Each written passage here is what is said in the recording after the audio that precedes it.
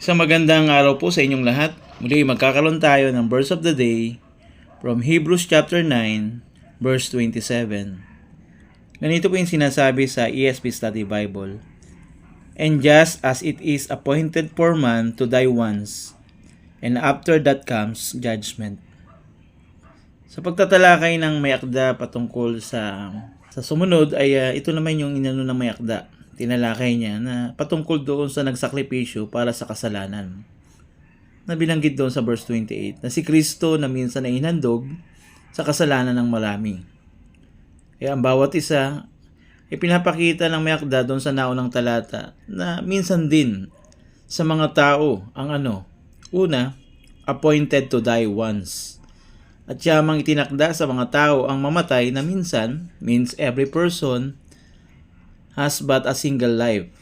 Walang reincarnation o muling mabubuhay sa mundong ito sa ibang anyo o sa isang hayop.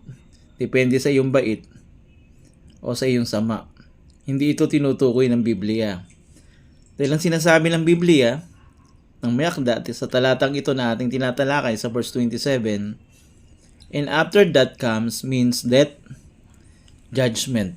No? So, appointed to die once, then sinunod, darating yung tinatawag na paghatol. Yan yung pangalawa, appointed to die once, and after that comes judgment.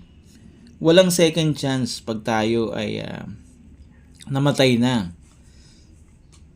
So, kaya habang nandito tayo sa buhay na ito, manampalataya ka sa Panginoon. Magsisi ka ng iyong kasalanan. Ilapit mo ang buhay mo kay Jesus. Dahil kung namatay na ang isang tao means physical death, hindi na maaaring mabago ang kanyang kalagayan until ang ganap na kapanahunan ay dumating o yung tinatawag na second coming, na kung saan ang lubos na hatol ng Diyos ay darating. Kaya kahit pa ang pinakamahusay na panalangin hindi na maaaring mabago ang magiging hatol sa Kanya. Kaya pagariin si Kristo na minsang namatay sa ikapapatawad ng marami, sa iyong buhay, ganun din. At kung hindi pa ito nararanasan sa buhay mo, come to Christ. Samantalahin mo ang alok ng Diyos, nakaligtasan, at kung tunay na nanampalataya ka na, mabuhay ka bilang iniligtas ng Panginoon. Nawa po meron tayong natutunan sa ating verse of the day from Hebrews chapter 9, verse 27. God bless you po.